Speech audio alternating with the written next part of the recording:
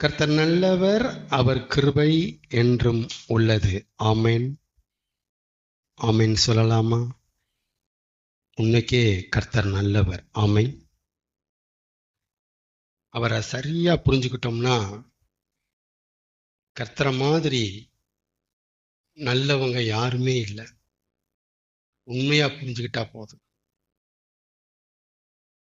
But பெரும்பாலும் நம்ம தப்பா புரிஞ்சுதான் நமக்கு பழக்கம். நாம தப்பா புரிஞ்சிருக்கனாலதான் மற்ற மதத்துல இருக்கிறவங்களும் அவரை தப்பாவே புரிஞ்சு வச்சிருக்கிறாங்க. ஆமென். அவர் நல்லவரா இருக்கிறாரு, நாம அவர் பேரை கெடுக்காம இருந்தா சரிங்கிறாரு. ஆமென்னா, அவர் நான் நல்லவர்ங்கிற பேரை நான் காப்பாத்திக்க எனக்கு தெரியும்டா, என் பேரை நீ கெடுக்காம இரு. ஆமென். ஆண்டவரை போல, நம்ம ஆண்டவரை போல இவ்வளவு சமீபமா, அவரை இவ்வளவு நெருக்கத்துல நம்முடைய ஆவிக்குள்ள, நம்முடைய ஆத்மாக்குள்ள, நம்முடைய மனதுக்குள்ள ரொம்ப நெருக்கமா பெற்று இருக்கிற ஜாதி வேற எதுவுமே இல்லைன்ட்டு பைபிள் சொல்லுது. இந்த மாதிரி ஒரு அந்யோன்யமா நம்ம மனசுக்குள்ள ஒரு உயிரோட உயிரா, ரத்தத்தோட ரத்தமா, சதையோட சதையா, உணர்வோட உணர்வா பின்னி பிணைஞ்சிருக்கிற ஒரு கடவுள் இல்லை. ஆமென்.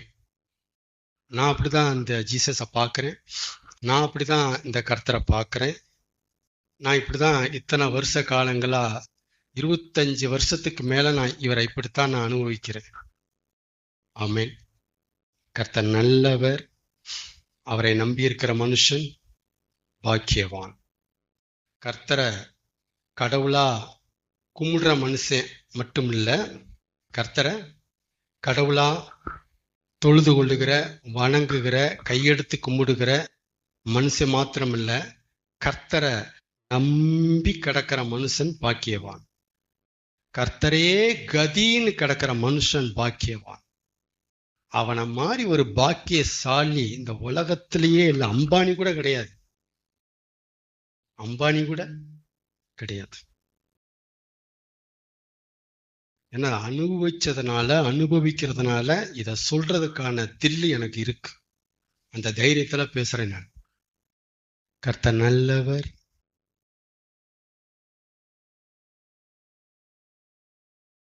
ஜீசஸ் தன்னுடைய ஊழிய காலங்கள்ல இளைய குமாரன் அப்படிங்கிற ஒரு ஓமைய பேசியிருக்கிறாரு. இது நிறைய பிரசங்கிக்கப்படுது. நம்ம ஆண்டவருடைய புத்தி என்ன அப்படின்னா, ஒரு பிரச்சனைக்கு, ஒரு விஷயத்துக்கு கர்த்தரை விட்டா தீர்வு இல்லை, அவரை விட்டா வழி இல்லை அப்படிங்கிறத மனுஷன் அல்லது நாம ஒத்துக்கிறதுக்காகத்தான் நம்முடைய எல்லா வழிகளையும் நம்மளை நடக்க விட்டுறாரு. எதை ஒத்துக்கணுமா? இந்த பிரச்சனைக்கு, இந்த வியாதிக்கு, இந்த தொல்லைக்கு இவரை விட்டா வேற வழி கிடையாதுடா அப்படிங்கிறது நமக்கு புரியணுங்கிறதுக்காகவே நாம எதெல்லாம் வழி நினைக்கிறோமோ அதுக்கெல்லாம் விட்டுறாரு. நீ சுத்திட்டு வந்தா என்ன விட்டா உனக்கு வேற வழி இல்லைங்கிறது உனக்கு அப்ப தெரியும். ஏன்டவரே என்ன அப்படி சுத்த விடுறீங்க? நீங்க தான் வழினா டக்குன்னு வந்து ஒரு கனவுல தோன்றி, ஒரு தரிசனமாகி, ஒரு வானத்துல சத்தத்தை உண்டாக்கி, அசரீரி எல்லாம் உண்டாக்கி நீங்க வந்துடலாமே ஆண்டவர்னா வரமாட்டார். இந்த ஆண்டவர் இப்படி வரமாட்டார். நீ வரணும். நீ உன்னை சுத்துல விட்டாதான் என்னைய சுத்தி சுத்தி வருவ. ஆமினா. இளையகுமாரனை தகப்பன் அவன் வழியில நடக்க விட்டுட்டாரு. வந்தானா? திரும்ப முடிஞ்சா? திரும்ப போக முடிஞ்சிச்சா? அப்பாவே கதின்னு வந்துட்டான். என் அப்பா மாதிரி வருமான்ட்டான். இந்த மாதிரி நம்முடைய தேவன் அவரை புரிஞ்சுக்கிறதுக்கு நிறைய டைம் நம்மளை கழட்டி விட்டுருவாரு. சுத்துப்போ, நீ எல்லாம் சொல்லி திருந்துறாள் இல்ல, பட்டு திருந்துறாள். எப்படி திருந்துறாள்? பட்டு திருந்துறாள். நீ சொன்னா திருந்த மாட்ட. நீ பட்டு திருந்துற ஆளுன்னு உனக்கு தெரியாது, எனக்கு தெரியும். அதனாலதான் உன்கிட்ட சொல்லாம இந்த விஷயத்தை திருத்தாம, சொல்லி திருத்த முன் வராம பட்டு திருந்துட்டுன்னு விடுறேன். ஆமென். ஏன்னா கடவுளுடைய ஞானம், கடவுளுடைய அறிவு, கடவுளுடைய புத்தி பயங்கரமானது. அவர் 3 காலத்தையுமே பார்க்கிறார். நீங்க எங்க பிறப்பீங்க, எங்க வளருவீங்க, எங்க இறப்பீங்க, கம்ப்ளீட் ஜாதகம் அவர் கையில இருக்கு. எங்க பிறப்பீங்க, எங்க வளருவீங்க, எங்க இறப்பீங்க, கம்ப்ளீட் ஹிஸ்டரியை கையில வச்சுட்டு உட்காந்துருக்கிறார். அவர்கிட்ட நம்மளாம் விளையாட முடியாது. அதே மாதிரி நாம நினைக்கிற மாதிரி சின்ன ஆளும் கிடையாது, வானா வா போனா போங்கிறதுக்கு. அவர் தான். ஆமென்னா. அதனால தேவன் நம்மளை சில நேரம் சுத்துல விடுறாருன்னா புரிஞ்சுக்குங்க, நாம படணுங்கிறது தேவன் அறிந்திருக்கிறார். உங்களை கலட்டி விட்டது காரணம் உங்களை திரும்ப அவரோட சேர்த்துக்கிறதுக்காக, நீங்க அவருக்குள்ள நிலை நிற்கிறதுக்காக தான் கழட்டி விடுறாரு. அதனால ஆண்டவரை எப்படி புரிஞ்சுக்க கூடாது? கைவிட்டாரோ, மறந்துட்டாரோ, கழட்டி விட்டாரோ இல்ல. தேவன் நம்மளை மறக்கவே மாட்டார். ஏன் அப்படின்னா, சில பேரை சொல்லுவாங்க இல்லையா, அவனுக்கா சுட்டு போட்டா கூட அவனுக்கு அந்த புத்தி வராதுங்க சொல்றாங்களா, அந்த மாதிரி தான் ஆண்டவர். அவரே நினைச்சாலும் அவரால மறந்துக்க நம்மளை மறந்துக்க அவரால் முடியாது. அவர் முயற்சி பண்ணாலும் வராத ஒரு காரியம் அது, நம்மளை மறக்கிறது. சுட்டு போட்டா கூட அவருக்கு வராதுங்க, அந்த மாதிரி அவருக்கு வராது. அதனால ஒரு காலமும் ஒரு நாளும் ஒரு நேரத்திலும் நாம ஆராதிக்கிற தேவன், நாம வழிபடுகிற தேவன், நாம கதியேன்னு கிடக்கிற தேவன் நம்மளை மறந்துடுவாரோ அந்த எண்ணம் உங்களுக்கு வரக்கூடாது. ஏன்னா அவரே நினைச்சாலும் செய்ய முடியாத ஒன்றை நீங்க செய்வாரோன்னு நினைக்காதீங்க. நீங்க நினைக்காதீங்க, தப்பு அது. அவரே நினைச்சாலும் அவரால் தூங்க முடியாது, ட்ரை பண்ணாலும் தூங்க முடியாது. அவரே நினைச்சாலும் சாகவும் முடியாது.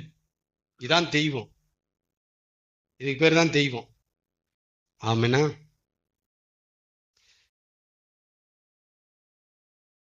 நம்மளை படைச்ச தேவன் நம்மளை தேடி வந்தாருங்க, நாம அவரை தேடி எல்லாம் போகல. நம்மளை அவரை நாம முந்தி தரணுமா, நம்மள அவர் முந்தி தரனாரா? யாரு முந்தினா? அவர் தான் முந்தினாரு. நம்மளை தேடுகிற விஷயத்துல அவர் கை முந்தி இருந்துச்சு, நம்ம கை பிந்தி இருந்துச்சு. இதை ஒத்துக்கலாமா மனசாரா? நான் ஒத்துக்குவேன். அவர் தான் என்னைய தேடி வந்தாரு, நான் அவரை தேடி போகல. இன்னும் சொல்ல போனா என்னைய படைச்ச ஆண்டவர் யாருன்னே தெரியாம யார் யாரையோ கை காமிச்சு வாழ்ந்த மனுஷன் நான். என்னைய படைச்சவரு, என்னைய உண்டாக்குனவரு, என்னைய தாயின் கற்பத்துல கருவா வச்சவரு யாருன்னு தெரியாம யாரையோ நினைச்சிட்டு வாழ்ந்த கும்பிட்ட காலங்கள் உண்டு. இப்படிதான் இதான் நம்ம நிலைமை, இதுதான் நம்ம லட்சணம். ஆனா நான் தப்பா யாரையோ கை காமிச்சிட்டு இருந்தாலும் சரியான அவரு சரியா தேடி வந்தாரு, கரெக்டா தேடி வந்தாரு. என்னுடைய காலம் வந்தோடனே வந்துட்டாரு, பிடிச்சிட்டாரு. ஆமென். பாருங்களேன், நாம அவரை தேடுகிற விஷயத்துல அவர் கைதான் முந்தி இருக்கு, நம்ம கை பிந்தி இருக்கு. இப்ப கேள்வி என்னன்னா, ஏன் அவர் கை முந்தி இருக்கணும், ஏன் நம்ம கை பிந்தி போய் கிடக்கு? யாராவது சொல்ல முடியுமா? ஏன் அவர் முந்துறாரு, ஏன் அவர் முந்தி முந்தி வர்றாரு, நம்ம ஏன் பிந்தி வந்துட்டோம் அப்படின்னா, யோவான் எழுதின சுவிசேஷம் 3ஆம் அதிகாரம் 16ஆம் வசனத்தை வாசிங்க.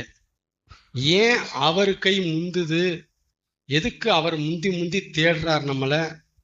நம்ம வாட்டுக்கு சும்மா தானே இருக்கிறோம், நம்ம வாட்டுக்க நம்ம ஒரு கடவுளை கும்பிட்டுட்டு போயிட்டு இருக்கும்போது அவர் ஏன் நம்மளுக்கு இடையில வந்து மறிக்கிறாரு? வாழ்க்கையில ஏன் கிராஸ் பண்றாரு, ஏன் நுழையிறாரு, எதுக்கு நம்மளை மறிக்கிறாரு அப்படின்னா, யோவான் 3ஆம் அதிகாரம் 16ஆம் வசனம் அதுக்கு பதில் சொல்லுது. சொல்லுங்க, எடுத்தவங்க வாசிங்க.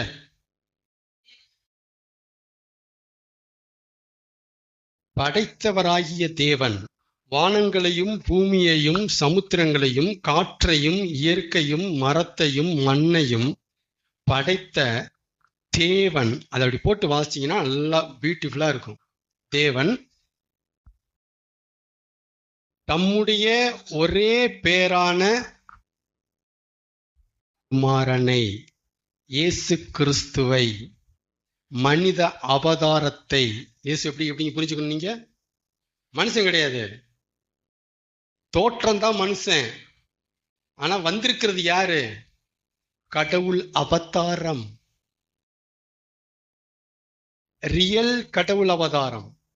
சும்மா கதை கிடையாது, கதை புஸ்தகம் கிடையாது, உண்மையான கடவுள் அவதாரம் இயேசு. பார்வைக்கு மனுஷன், பட் அவருடைய அவருடைய அவருடைய பின்னணி என்ன கேட்டா கடவுள். கடவுள் தேவன் மனிதனானார். கிறிஸ்துமஸ் அன்னைக்கு வாங்க இது எப்படி நடந்ததுங்கிறத பேசலாம். எப்படி மனிதனானார், இவர் மனுஷனா கடவுளா பேசலாம். சரி, இப்ப இதை பேசுவோம். தம்முடைய ஒரே பேரான குமாரனை விசுவாசிக்கிறவன் எவனோ. எப்படி விசுவாசிக்கிறவன்? 10:11 அத்தோட இவர் ஒண்ணு, அப்படி விசுவாசிக்கிறவன் இல்ல, அப்படி கிடையாது. இவரே தேவகுமாரன், இவரே உண்மையான கடவுள் அவதாரம். இவர் மனிதன் அல்ல, தெய்வ அவதாரம். இவர் எனக்காக பலியாகி இருக்கிறார். நாம் போய் ஒரு சேவலையோ கோழியோ ரத்தத்தை சிந்த வேண்டிய அவசியம் இல்லை. நான் செய்ய வேண்டி இருந்ததை தேவனானவர் தமது குமாரனை அனுப்பி சிலுவையிலே ரத்தம் சிந்த வைத்து முடித்து விட்டார். ஆமெனா? இதை விசுவாசிக்கிறவன் எவனோ, எதை விசுவாசிக்கிறவனோ? எனக்காக என் அக்கிரமங்கள், பாவங்கள், குற்றங்கள், துக்குணம், கெட்ட புத்தி இவைகளுக்காக என்னை படைத்த ஆண்டவர் தமது மகனை அனுப்பி சிலுவையிலே ரத்தம் சிந்தி இப்படி பலி கொடுத்து விட்டார். இந்த சம்பவத்தை விசுவாசிக்கிறவன் எவனோ? வாசிங்கப்பா. அவன் நாசமா போகாம, வீணா போகாம, நரகத்துக்கு போய் எரியாம, அக்கினியில விழாம, கெட்டு போகாமல் நிரந்தரமான வாழ்க்கை அடையும்படி, என்றென்றைக்கும் சாகாமல் இருக்கும்படி, நித்திய ஜீவனை அடையும்படி எத்தனையோ முனிவர்கள் தவம் இருந்தார்கள். எதுக்காக? சாகா வரத்தை அடையணும், என்றென்றைக்கு நான் சாகாம இருக்கணும் அப்படின்னு எத்தனையோ முனிவர்கள் காடுகளை போய் தவம் இருந்திருக்கிறாங்க. கிட்டல கிடைக்காது, கிடைக்காது. ஏன்னா இந்த ஜீவனே நாம உண்டாக்கிக்கல. அப்படி இருக்கும்போது என்றென்றைக்கும் சாகாமல் இருக்கக்கூடிய அந்த ஜீவனை நாம் எப்படி உண்டாக்க முடியும், நாம் எப்படி பெற முடியும்? இந்த ஜீவனை யாரு மனுஷனுக்குள்ள வச்சாரோ அவர்கிட்ட தான் அந்த ஜீவன் கையில இருக்கு. நீங்க அவரை பிடிக்கணும். எவரை பிடிக்கணும்? அங்க பிடிக்கணும்.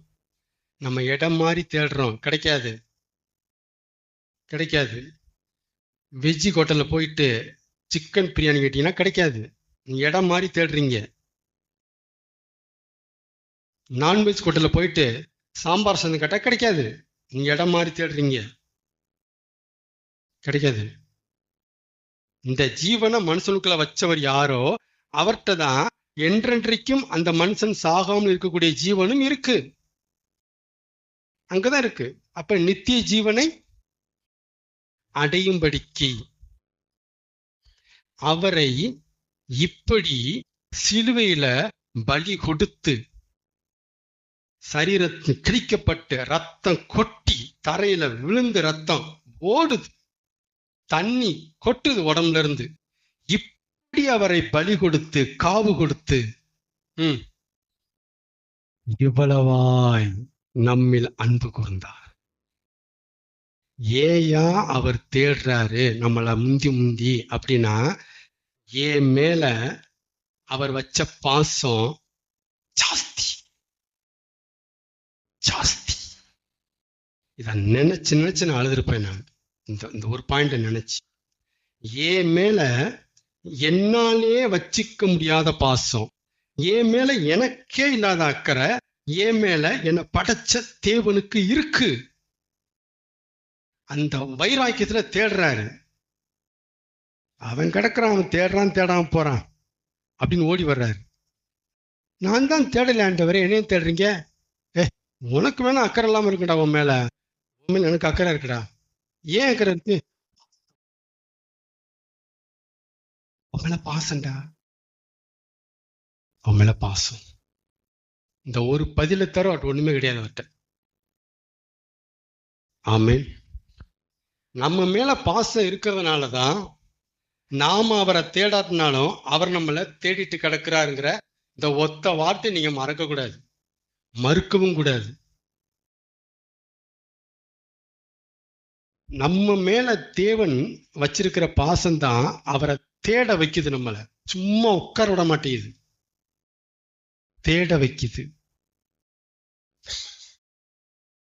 மனுஷர்கள் மேல நமக்கு பாசம் இல்லாதனாலதான், மனுஷர்கள் மேல நமக்கு பாசம் இல்லாதனாலதான் அவங்க தேடுனா தேடுவோம்.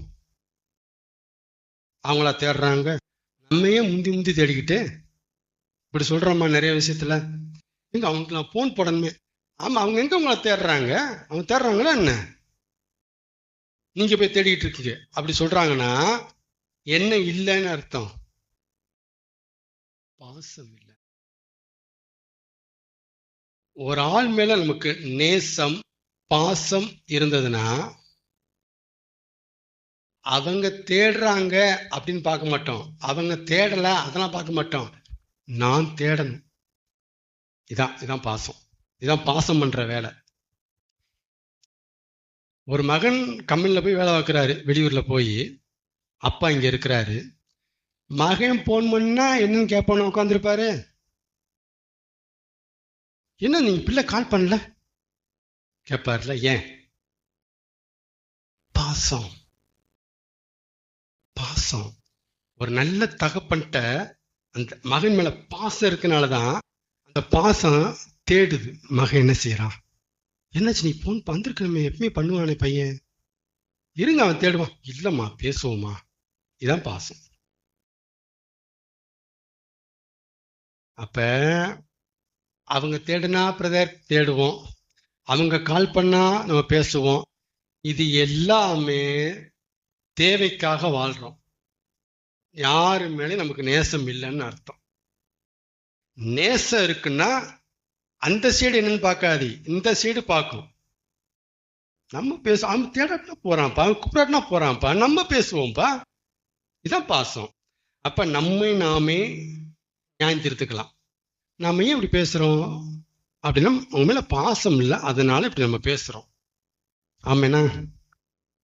ஆமேன்.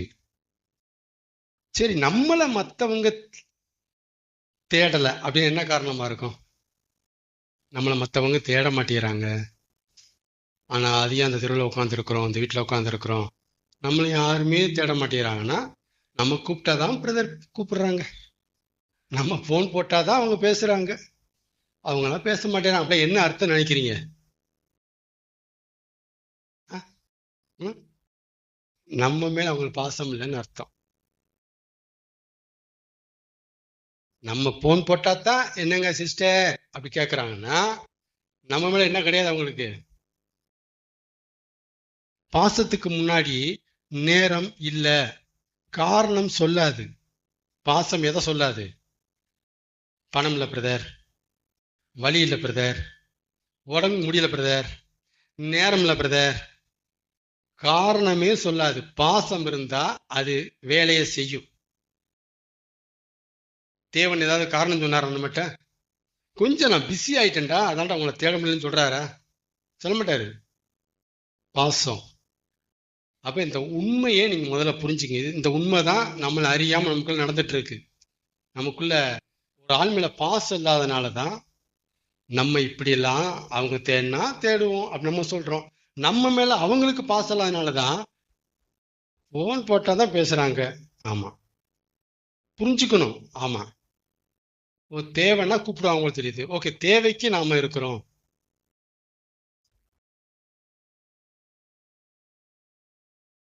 அடுத்து முக்கியமான சப்ஜெக்ட். இப்ப நான் ஒருத்தனை நேசிக்கிறேன், அல்ல ஒரு மனுஷிய ஒரு மனுஷனை நான் நேசிக்கிறேங்கிறதுக்கு பொதுவா என்ன காரணத்தை காட்டுவோம்? நீங்க பேசலாம். புரியல. உன் குணம் பிடிச்சிருக்கு பிரதர். இல்லை, எனக்கு ஒரு ஆபத்து வந்துச்சு, யாருமே பணம் கொடுத்து உதவல. நான் போய் ஐயான்ட்டு ஒரே ஒரு வார்த்தை சொன்னேன், கையில இருந்துட்டு 1,00,000 கொடுத்தாருங்க. சே, அந்த மனுஷனுக்கு நான் வாழ்நாள்லாம் நன்றி கடனா இருப்பேன். அதான்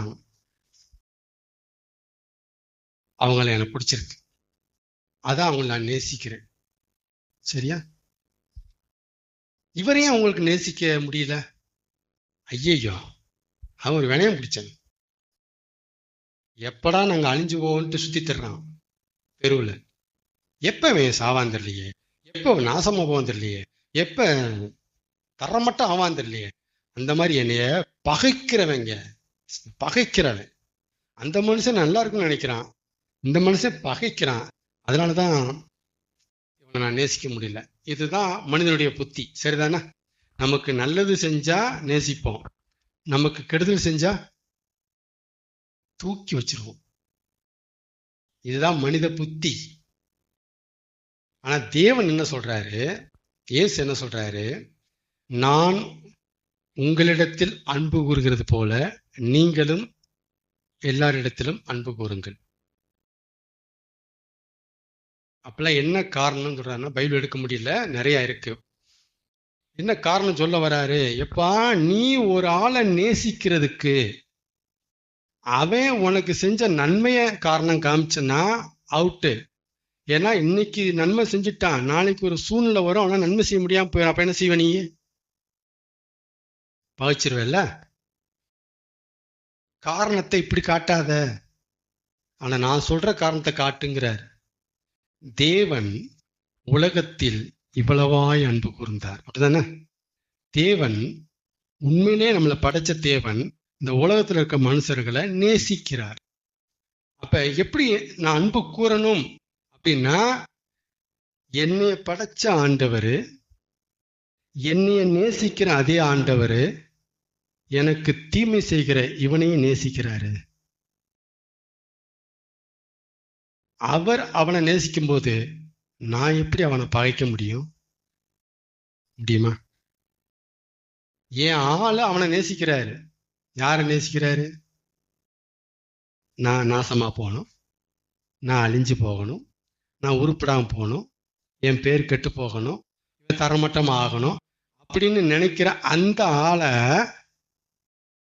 அவரு நேசிக்கிறாரு.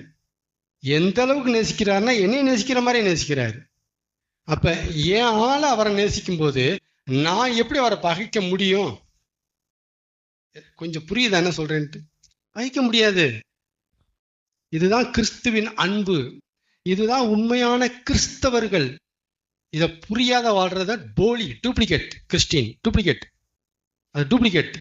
எல்லாரும் டூப்ளிகேட் கிறிஸ்டின் நம்பிதான் பைபிள் கிறிஸ்துக்குள்ள வரமாட்டேறாங்க, இயேசுவை நம்ப மாட்டேறாங்க. எல்லாம் டூப்ளிகேட்டா இருக்கு. பட் ஒரிஜினல் இதுனா நான் சொல்றதா ஒரிஜினாலிட்டி. அப்ப எப்படி நேசிக்கணும், எப்படி கத்துக் கொடுக்குறாரு? எனக்கு கத்துக் கொடுத்தா உங்களுக்கு கத்துக் கொடுக்குறேன். நான் என்ன எப்படி கத்துக் கொடுக்குறாரு? அவன் உனக்கு ஒன்ன செய்யறான், செய்யல, இதை வச்சு யாரையும் நேசிக்காத. நான் அவங்கள நேசிக்கிறேன். உன்னை நேசிக்கிற நானு அவங்கள நேசிக்கிறேன். நீ நேசி,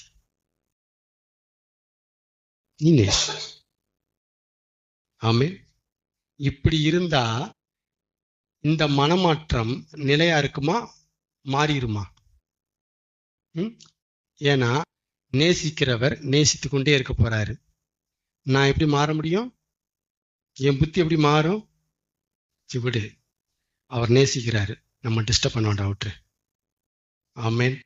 இந்த மாதிரி தேவனுக்கு கீழ்ப்படுகிற இந்த மனுஷனை தேவன் கைவிடுவாரா, உயர்த்தி கொண்டு போவாரா? தூக்குவாரு. கண்ணு பார்க்கும், தூக்குவாரு. இதை தூக்கித்தான் ஆவாரு. கண்ணால் அதை பார்க்கலாம். எல்லாம் தெரிஞ்சதுனால தான் நம்ம அமைதியா இருக்கோம். இதெல்லாமே தெரியும். தேவன் நேசிக்க சொல்றாரு, அவர் நேசிக்கவும் செய்யறாரு. நாம நேசிக்கணும். பகைக்க கூடாது, பகைக்கவே கூடாது. அதனாலதான் இயேசு சொன்னாரு, பகைக்கிறவர்களுக்காக ஜெபம் பண்ணுங்கள், சத்துருக்களை சிநேகிங்க. அதான் இயேசு சொன்னார். எப்பா அவர் நேசிக்கிறார்ப்பா, நீ ஏன்பா பகைக்கிற? ஆமென். கர்த்தர் நல்லவர். சரி, இந்த நேசிக்கிறதுல நீங்க புரிஞ்சிக்க வேண்டிய ஒரு பெரிய சத்தியம், அன்பு இரக்கம் காட்டும். சரிங்களா? அதே நேரத்துல அதே அன்பு கண்டிப்பா காட்டும். அதே நேரத்துல அதே அன்பு தண்டிக்கும். நம்ம என்ன புரிஞ்சுக்கிட்டோம்? நம்ம சத்தம் போட்டுட்டா அன்பே இல்லை அவர்கிட்ட அப்படின்னு நினைக்கிறோம். அன்பு ஐயோ பாவம்னு இறங்கவும் செய்யும். அதே அன்பு கண்டிக்கும், சத்தம் போடும், திட்டும், திருத்தும். அதே அன்பு தண்டிக்கும். மூணையும் நீங்க புரிஞ்சுக்கணும். நம்ம எப்படி புரிஞ்சிருப்போம்னா, அன்புனா இறக்கம் காட்ட வேணாமா, ஐயா சாமின்னு போனா தூக்கி போட்ட வேண்டாமா பணத்தை, நம்ம இப்படிதான் நினைச்சிட்டு உட்காந்துருக்கிறோம். அன்பு ரொம்ப புத்தி உள்ளது, சரியா நிதானிக்கும். தேவன்கிட்ட அன்பு இருக்கா இல்லையா? தேவன் அன்புள்ளவன் பைபிள் சொல்லுது. அவர் அன்பாத்தான் இருக்கிறார், அதனாலதான் பைபிள் சொல்லுது. இவ்வளவு அன்புள்ள தேவன் நரகத்தை ரெடி பண்ணி எரி வச்சிட்டு இருக்கிறார். எனத்துக்கு சொல்லுங்க. மனுஷனை இவ்வளவு நேசிக்கிறாரு, அதே மனுஷனுக்கு நரகத்தை ரெடி பண்ணி வச்சிருக்கிறாரு. புரியுதுங்களா எப்படின்ட்டு? அன்புள்ள தேவன் பண்ற காரியம் தான் இது. ஏன்? அன்புதான், அன்புதான். அதனால நீங்க நேசிக்கிறாங்க, அன்பா இருக்கிறான்னு சொன்னோன்னையும் அப்படியே தடவி கொடுத்துட்டே போகக்கூடாது. அது ஒரு பார்ட்டு. சரியா நேரம் வரும்போது கண்டிக்கணும், சரி பண்ணணும். அதாவது தன் மகனை சிட்சிக்கிறவன் அவனை சிட்சிக்கல, கண்டிக்கல அப்படின்னா தகப்பன் பிள்ளையை நேசிக்கலன்னு அர்த்தமா? பைபிள் சொல்லுது. நீ நேசிக்கலடா, அவன் பாட்டுக்க முடிய விட்டாம சுத்திட்டு இருக்கான், கண்டுக்காம இருக்க. இல்ல, அன்பு இல்ல. டேய், தப்பு. அன்பு இருந்தா மகனை ஒழுங்குபடுத்தும், அன்பு இருந்தா மகனுக்கு இறங்கும். அதே நேரத்துல சொல்லி கேட்க மாதிரியா இளையகுமாரன் போடான்றோம், தண்டிக்கும், போடா, எல்லாமே செய்யும். ஆமீன், ஆமீன். எத்தனை பேருக்கு புரியுது? எத்தனை பேருக்கு புரிஞ்சிருக்கு? முடிக்கலாமா? கர்த்தர் நல்லவர். யாருக்குமே அடங்காத ஒரு மனுஷனை நம்முடைய தேவனால ஒரு வழிக்கு கொண்டு வர முடியும். முடிக்க போறோம். யாருக்குமே ஒரு மனுஷன் அடங்கலாம் வச்சுக்கோங்களேன், அவனை தேவன் அவர் வழிக்கு கொண்டு வர முடியும். நான் உத்தரவாதமா சொல்றேன். நான் அதனால இவன் யாருக்குமே அடங்க மாட்டான்னு சோர்ந்து போயிடாங்க. தூக்கி கை கொடுத்து போயிட்டே இருங்க. வச்சு செய்வார், பொறுக்க செய்வார். அதனால திருத்த யாருமே இல்லையா கதறுகிற ஜனமே ஒருத்தர் இருக்கிறார். அவரை நான் அறிமுகப்படுத்தினவங்களுக்கு ஒருத்தர் இருக்கிறார். தூக்கி கையில் விடுங்க, பொறுமையா இருங்க, வச்சு செஞ்சு கையில் கொடுப்பார். பெட்டி பாம்பா அடங்குவாங்க பட் வந்துட்டாங்கண்ணா. ஆமேண்ணா, இந்த மாதிரி நிறைய நடந்திருக்கு, நிறைய பைபிள்ல நடந்திருக்கு. அதனால நான் ஆராதிக்கிற, நான் கும்பிடுகிற, நான் நம்பி இருக்கிற கடவுளை இப்படிப்பட்டவர்ன்ட்டு தெரிஞ்சுக்கிட்டு புரிஞ்சுக்கிட்டு ஆழமா அவரோட பழகி 25 வருஷமா பழகி எடுத்துட்டு சொல்றேன், இவர் சூப்பர், நம்பர் 1. ஆமென்.